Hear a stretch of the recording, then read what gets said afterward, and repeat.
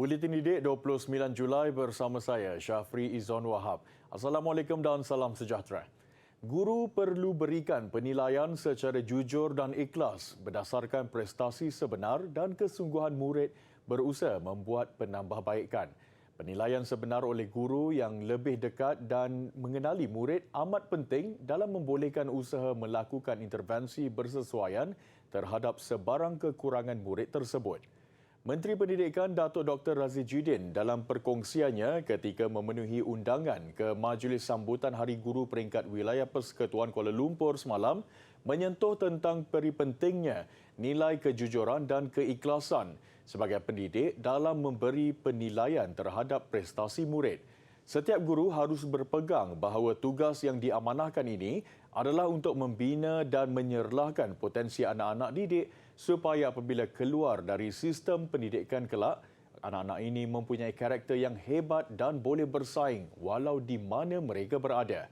Beliau turut merakamkan ucapan terima kasih atas jasa dan pengorbanan cikgu yang tidak pernah jemu mendidik dan mencorak anak-anak generasi pewaris negara.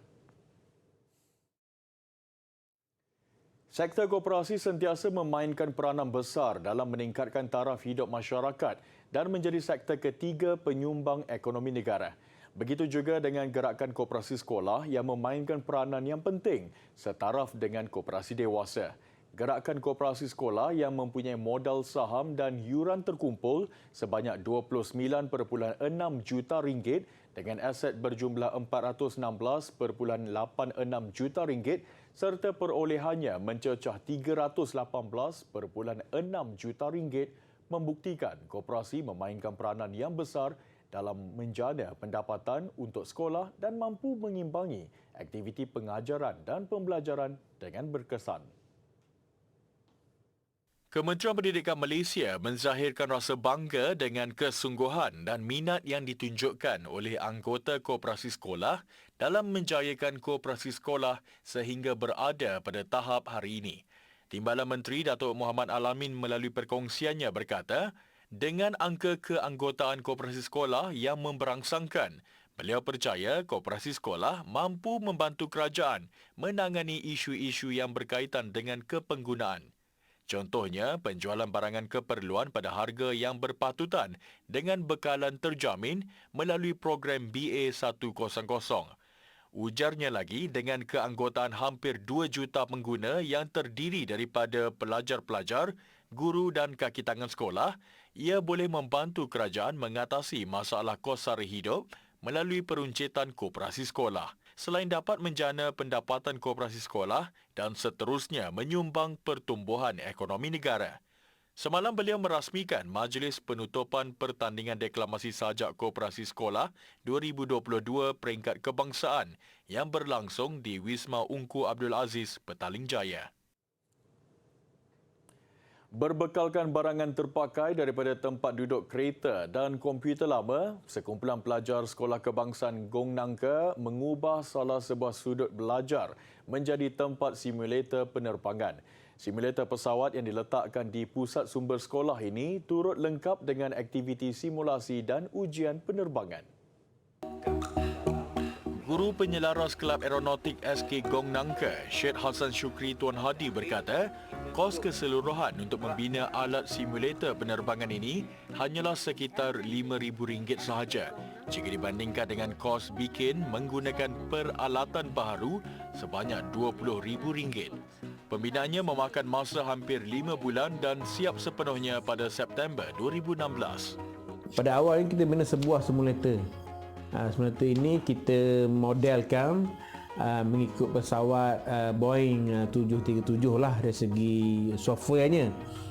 Cuma hardwarenya kita mengikut sistem konfigurasi pesawat Airbus lah, kita menggunakan side stick. Itu pada awalnya, dan sekarang kita bina satu lagi pesawat simulator untuk pesawat ringan. Kita bina mengikut desain pesawat Cessna lah.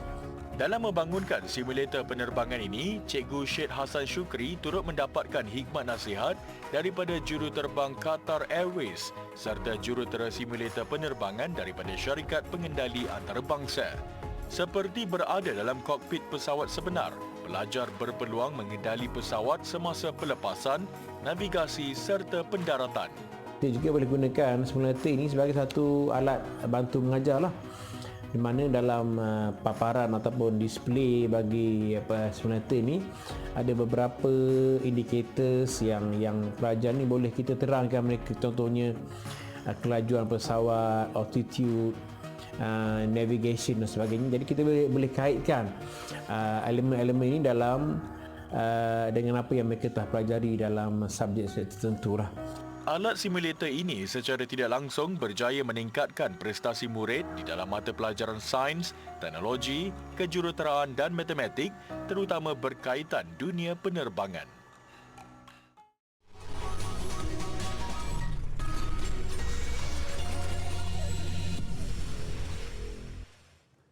Kejohanan merentas Desa Pendidikan Khas Peringkat Kebangsaan yang berlangsung di Kuala Terengganu berlangsung dengan jayanya. Kontingen Kelantan muncul juara keseluruhan dengan membawa pulang piala pusingan kejohanan. Seramai 209 peserta daripada 16 kontingen negeri mengambil bahagian dalam kejohanan yang dianjurkan Bahagian Pendidikan Khas Kementerian Pendidikan Malaysia KPM. Pelepasan perlumbaan disempurnakan secara berperingkat oleh Pengarah Pendidikan Negeri Terengganu Abdul Muingah di persisiran pantai seberang Takir. Terdapat 6 kategori dipertandingkan iaitu lelaki bawah 12, 15 dan 19 tahun serta perempuan bawah 12, 15 dan 19 tahun. Jarak larian pula antara 3 hingga 7 km mengikut kategori. Muhammad Azizi Abdullah dari Terengganu berjaya memenangi kategori lelaki bawah 19 tahun. Muhammad Adam Farish Ahmad Tajuddin dari Perlis pula ungguli kategori lelaki bawah 15 tahun. Manakala Muhammad Zakwan Al-Fikzan memenangi kategori lelaki bawah 12 tahun. Bagi kategori pelajar perempuan bawah 19 tahun, juara menjadi milik Nur Faizah Syahwani Rozali dari Perlis. Kategori bawah 15 tahun turut diungguli pelari dari Perlis iaitu Nur Arisha Nabila Adi Fazril. Manakala juara bagi kategori bawah 12 tahun pula menjadi milik Jesselyn Jaimi dari Sabah. Kita nak melahirkan atlet-atlet bukan sahaja kalangan murid perdana tetapi juga di kalangan pendidikan sekolah sebagai bekalan untuk kita bertanding peringkat MST dan juga peringkat antarabangsa dan seterusnya insya-Allah. Dan selain dari itu objektifnya adalah bukan untuk menjadikan kekuatan fizikal kepada murid-murid pendidikan kelas terutamanya. Politeknik Sultan Idris Shah muncul johan keseluruhan kejohanan Persekutuan Bola Sepak Robot Antarabangsa FIRA 2022 selepas berjaya merangkul 4 emas, 1 perak dan 3 gangsa dalam kejohanan selama 4 hari itu. Tempat kedua dimenangi Politeknik Sultan Azlan Shah yang merangkul 3 emas, 5 perak dan 2 gangsa. Manakala tempat ketiga disandang Politeknik Port Dickson dengan 3 emas, 2 perak dan 4 gangsa. Kejohanan disertai 234 peserta termasuk 10 buah sekolah menengah sekitar Pasir Gudang. Ia bertujuan memperkenalkan bidang autonomous robot melalui pertandingan FIRA Robot Soccer. 7 kategori dipertandingkan iaitu Simurasot, Airtron, Androsot, Robosot, MyBot, Eurocup, iBot dan 20 subkategori. Hadiah disampaikan oleh Ketua Pengarah JPPKK Zainab Ahmad. Untuk TVET ni dia akan memberi peluang pemilihan kerjaya yang lebih berteraskan teknologi dan digital. Yang mana negara kita menuju ke arah itulah industri perindustrian yang keempat. Kali ketiga alhamdulillah hasil kerjasama semua pelajar dan Tuan Pengarah kami sebelah saya ni kita dapat berjaya mendapat johan keseluruhan untuk edisi 15 FIRA kali ini. Sungguh tak didugalah dengan singkat je kami berlatih tapi alhamdulillah kita dapat berjaya memperoleh kejayaan. Itu. Dah 3 kali menang, ada macam ramuan ke rahsia ke macam mana menang? Okey. Rahsianya adalah kami menggunakan alumni Puisi Robot Team yang datang untuk memberi pendedahan kepada pelapis-pelapis baru. Kali ini saya dapat pengalaman untuk menerbangkan drone dan Dekat sini saya telah berjaya menunjukkan kemahiran saya dalam piloting dan nampak pertandingan ini memang membuktikan kemahiran seseorang pilot tersebut untuk menang dan mencapai masa yang tersingkat untuk menyelesaikan satu lap tersebut. Jadi untuk FIRA tahun 2021 kami berjaya mendapat peringkat seterusnya untuk antarabangsa FIRA World.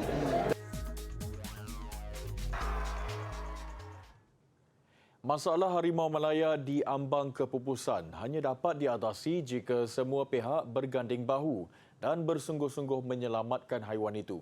Pemangku Raja Pahang, Tengku Hassanal Ibrahim Alam Shah bertitah, selain tindakan kerajaan, golongan belia perlu memainkan peranan dengan memanfaatkan teknologi maklumat mendidik kepentingan harimau dan ancaman dihadapi haiwan itu.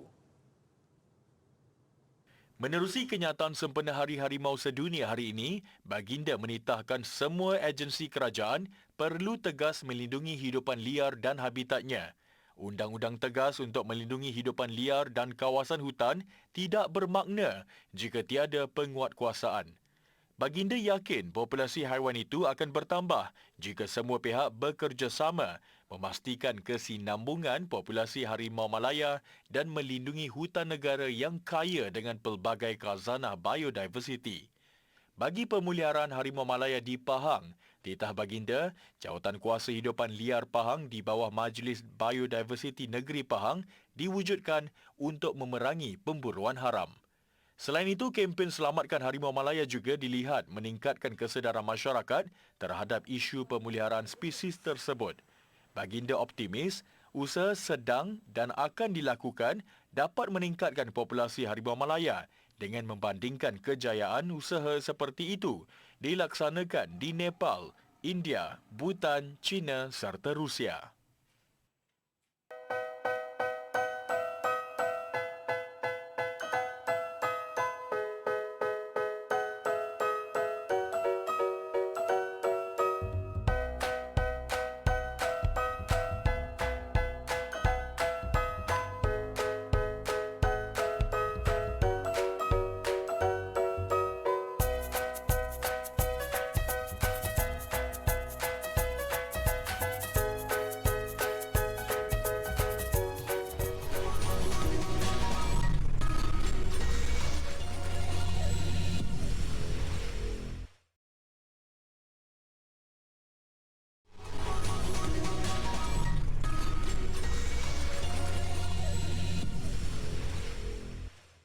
Bersua kembali.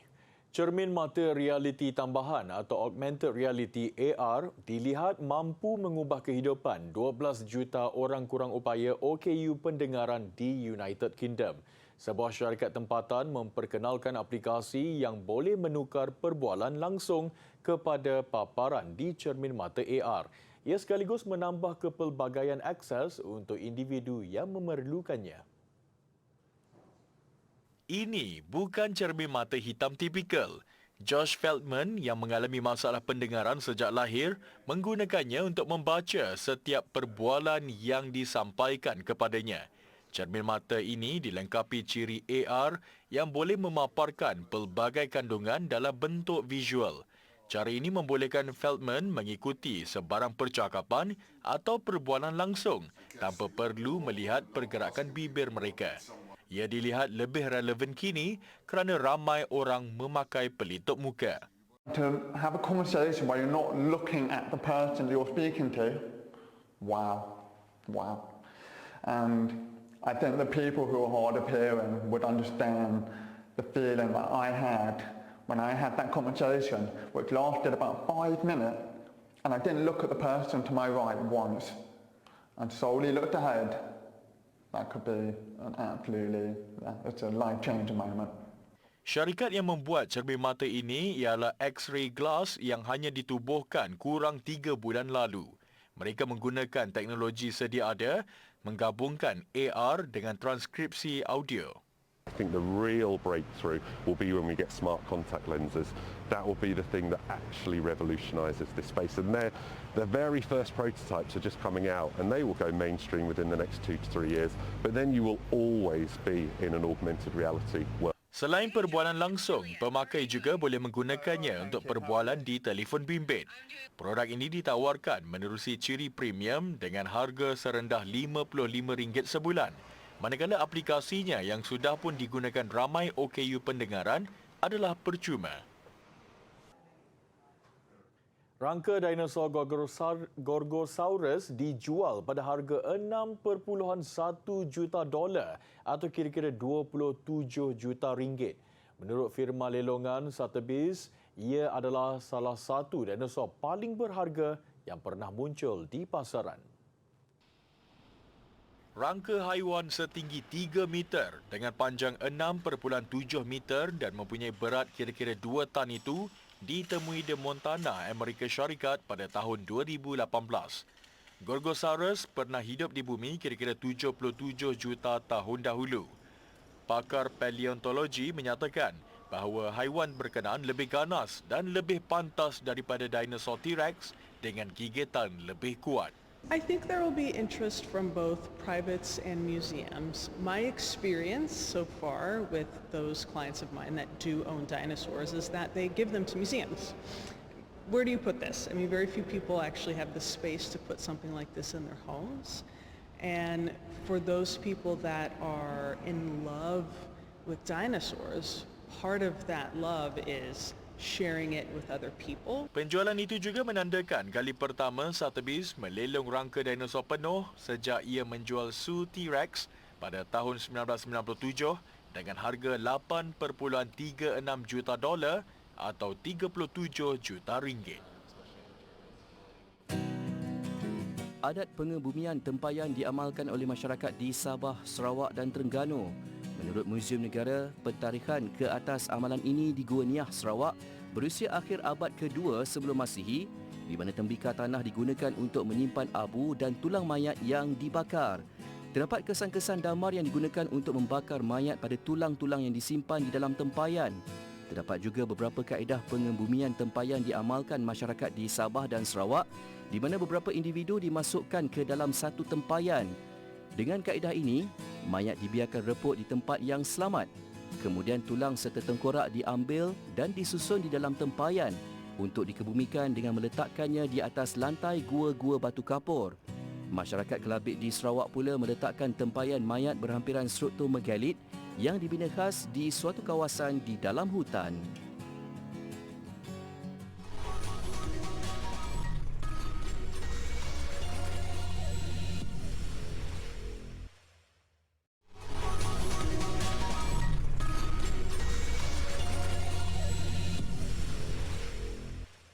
Sukan. 6 acara sukan menampilkan cabaran atlet negara hari ini pada Tamasya Sukan Commonwealth di Birmingham. Ia membabitkan acara bowling padang, badminton, gimnastik artistik, triathlon, rugby 7 sebelah dan pimpong. Dan menepati ramalan, skuad badminton mudah menundukkan Zambia 5-0 dalam aksi kumpulan D. Antara yang sedang beraksi, atlet autism berusia 17 tahun, Isaac Tan Zen Wei, yang membawa cabaran negara dalam acara triathlon. Pada Tamasya kali ini, Isaac diletakkan sasaran mencipta kepantasan di bawah 1 jam bagi mengatasi rekod terbaiknya 1 jam 1 minit /05 saat pada kejohanan pecut triathlon Asia 2022 Sejong, Korea Selatan. Seramai 49 atlet akan bersaing pada acara final ini dengan kebanyakannya adalah atlet profesional yang sedang berlangsung di Sutton Park, Sutton Coldfield. Mereka akan berdepan 3 disiplin iaitu berenang sejauh 750 meter, berbasikal 20 km dan berlari sejauh 5 km. Isaac yang juga pelajar sebuah sekolah antarabangsa di Putrajaya turut menjalani persiapan rapi sebelum tiba di Birmingham pada Ahad lalu. Tekadnya mahu membuktikan autism bukanlah penghalang untuk memberikan aksi terbaik. Muncul atlet termuda dalam acara triathlon di Birmingham, dia mengakui sedikit gemetar tetapi teruja memberi saingan terbaik. Apa yang pasti, Isaac sentiasa mendapat sokongan penuh rakan-rakan atlet di perkampungan sukan di Universiti Warwick.